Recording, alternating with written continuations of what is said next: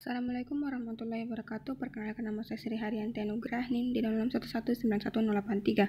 Jadi pada kesempatan kali ini saya akan membawakan materi mineral, native elemen, sulfida, halida, oksida, hidroksida, sulfat, fosfat, dan juga silikat.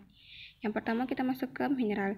Mineral terbagi menjadi 8 kelas. Mineral ini dibagi berdasarkan komposisi kimia dan juga struktur penyusun mineralnya. Sebelum itu kita masuk ke pengertian mineral.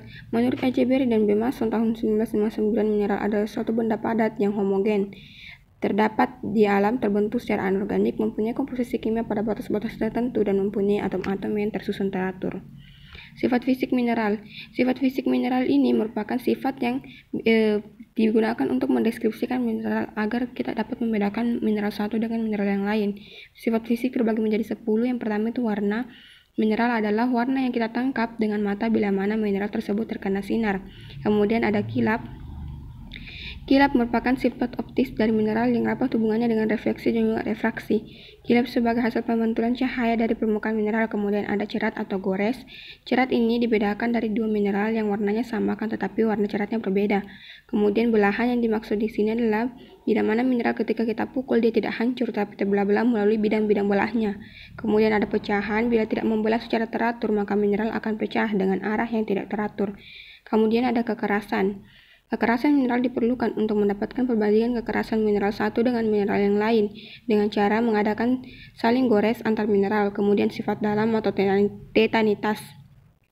Sifat mineral ini bila mana kita berusaha untuk mematahkan, menghancurkan, membekukan, atau mengiriskannya. Kemudian berat jenis merupakan perbandingan antara berat pada mineral dengan volume mineral. Kemudian kemagnetan. Kemagnetan adalah sifat mineral terhadap gaya tarik magnet, terbagi menjadi 3 yaitu ferromagnetik, diamagnetik, dan paramagnetik. Kemudian kelistrikan terbagi menjadi 2, ada yang bisa menghantarkan arus listrik dan juga tidak dapat menghantarkan arus listrik. Kemudian kita masuk ke kelas pertama dari mineral yaitu native element. Jadi, elemen natif atau unsur murni ini adalah kelas mineral yang dicirikan dengan hanya memiliki satu unsur atau komposisi kimia saja. Mineral pada kelas ini tidak mengandung unsur lain selain unsur pembentuk utamanya. Contohnya itu emas, perak, sulfur, tembaga, dan masih banyak yang lain. Kemudian kelas kedua yaitu sulfida. Kelas mineral sulfida atau dikenal juga dengan nama sulfosalti ini terbentuk dari kombinasi antara unsur tertentu dengan sulfur atau belerang. Pada umumnya, unsur utamanya adalah logam atau metal. Contoh mineral adalah galena dan pirit. Kemudian ada kelas ketiga itu halida, adalah persenyawaan kimia di mana unsur-unsur logam bersenyawa dengan unsur-unsur halogen, klorin, bromin, fluorin, dan iodin. Contoh mineralnya itu halit dan fluorid. Kemudian kelas keempat yaitu kelas oksida. Mineral oksida terbentuk sebagai akibat persenyawaan langsung antara oksigen dan unsur tertentu. Beberapa mineral oksida yang paling umum adalah korundum, hematit, dan kasiterit, dan juga magnetit. Unsur yang paling utama dalam oksida adalah besi, krom, mangan, timah, dan aluminium.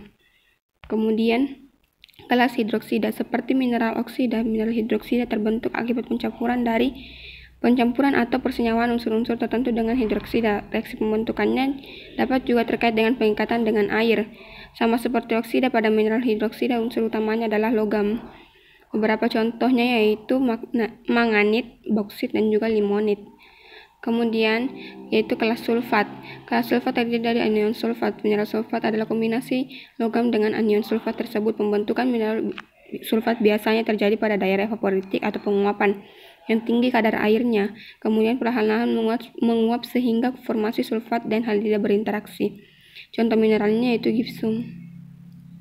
Kemudian fosfat. Fosfat adalah persenyawaan kimia antara unsur-unsur logam dengan fosfat.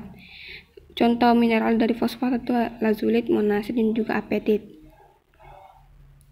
Kemudian silikat.